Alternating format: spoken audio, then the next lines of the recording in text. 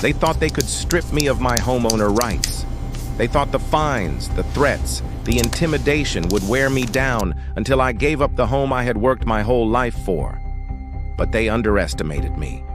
Because when the HOA came after me with everything they had, I didn't just endure, I fought back. And in the end, it wasn't me who broke under the pressure. It was them. This isn't just a story about one homeowner against a board. What is this? It's a story about control, letter? about power, and about what happens when ordinary people refuse to be bullied. So the question is, what would you do if the very people who were supposed to protect your community turned against you? When I first moved into the neighborhood, I thought I had finally found peace. The houses were lined up neatly with manicured lawns and fresh paint that gleamed in the sunlight.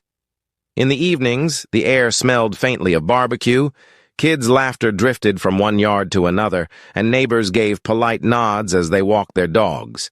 It was a picture-perfect community, the kind of place you imagine raising a family or retiring in comfort or simply living without constant noise and chaos.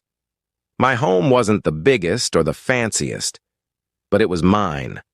A modest two-story with a porch out front, a small garden where I grew tomatoes and herbs, and a backyard wide enough for my dog to run without hitting fences. It wasn't luxury. It was stability, something I hadn't had for years. The first few months were everything I had hoped for. Mornings were quiet, evenings calm. Mail arrived on time, trash pickup was consistent, and the neighborhood seemed orderly in a way that was comforting. There was, of course, the HOA. They welcomed me with a generic letter, introduced themselves as the guardians of community standards, and provided a handbook full of rules. At the time, it seemed harmless. I flipped through the booklet, saw guidelines about lawn care, fence heights, even curtain colors. Strict, yes, but I thought surely nobody actually enforces all this. I tucked the handbook away in a drawer and forgot about it. But rules are never just about the paper they're printed on. They're about who enforces them and why. And in this neighborhood, I was about to learn just how far those in power were willing to go. It started small. A notice slipped into my mailbox. Your grass appears slightly above acceptable length. I laughed when I read it. My grass wasn't long at all, barely more than an inch higher than my neighbor's. Still, the wording felt cold, more like a warning than a suggestion. I told myself it was nothing. That would be the last time. But I was wrong. That letter wasn't an isolated reminder. It was the first move in a much bigger game, a game where the board was my own property, and I had no idea how far it would go. The next few weeks brought more letters, each one sharper, colder, and more demanding than the last. Your trash bin was visible from the street for 12 hours beyond pickup time. Your garden exceeds the allowed number of visible plant varieties. Your dog's barking has generated complaints from neighbors. At first, I tried to comply. I tucked the trash bin behind the fence the moment pickup was over. I trimmed my plants down to an uninspired, lifeless patch. I even kept my dog inside more often, though he hardly barked more than any other dog on the block. But no matter what I did, the letters didn't stop. Then came the fines. $50 for the trash bin, $100 for the garden, $150 for noise violations. They stacked quickly, arriving faster than I could pay them. And with each fine came a threat. Failure to resolve these issues may result in a lien on your property. That's when I realized this wasn't just nitpicking. This was targeted harassment. It wasn't about rules. It was about control. At meetings, I tried to defend myself. These violation letters are not just about rules. They're about fairness and respect for our community. But the board sat in silence, faces like stone, while the president wielded his gavel like a weapon. Every time I spoke, he cut me off, twisting my words into evidence of non-compliance neighbors who once waved at me now whispered, unwilling to get involved. The isolation was suffocating.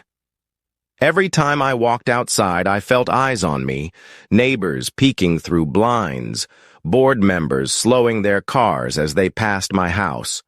My home, once a sanctuary, now felt like a prison where every move was monitored. One day I came home to find a notice taped to my door.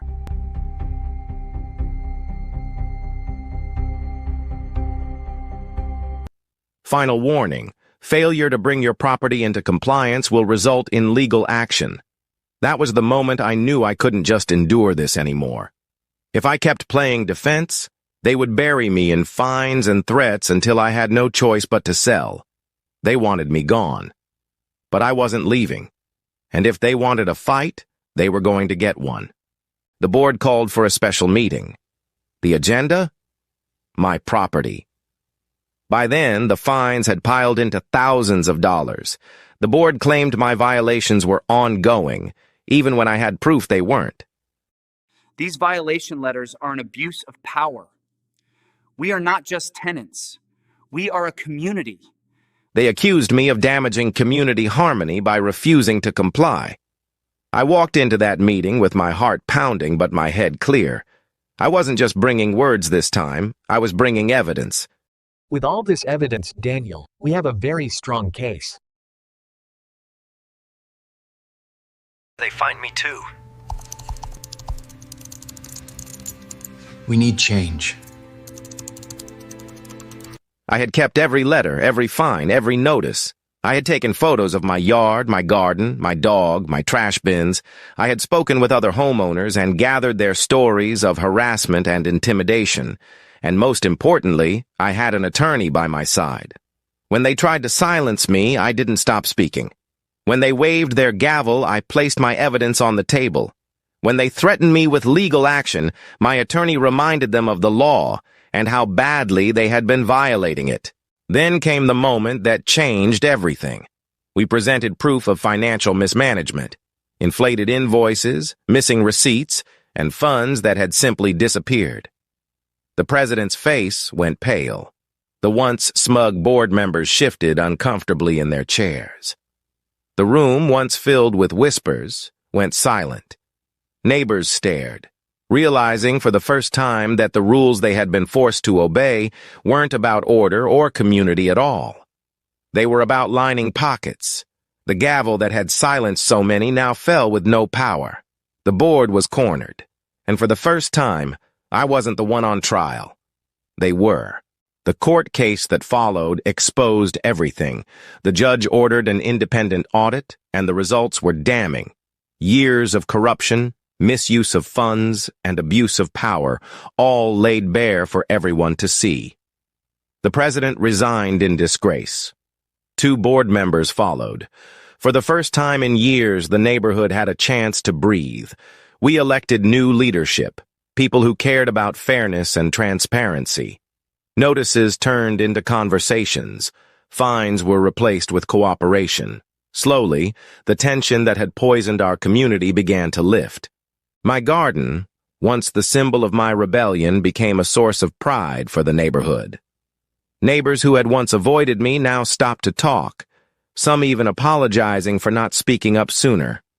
We rebuilt not just trust, but community. But the greatest change was within me. I learned that power only works when people are too afraid to question it. I learned that silence feeds bullies. And I learned that one person's refusal to back down can shift an entire balance of power. Looking back, I wonder, what if I had sold my home? What if I had given in? What if I had let them win?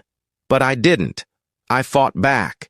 And that fight didn't just protect my home, it transformed my neighborhood. So the next time you see a rule that makes no sense or a leader who abuses their power, ask yourself, what if I fought back? Because home isn't about control or rules or fear. Home is about belonging. And that's something no HOA can ever take away.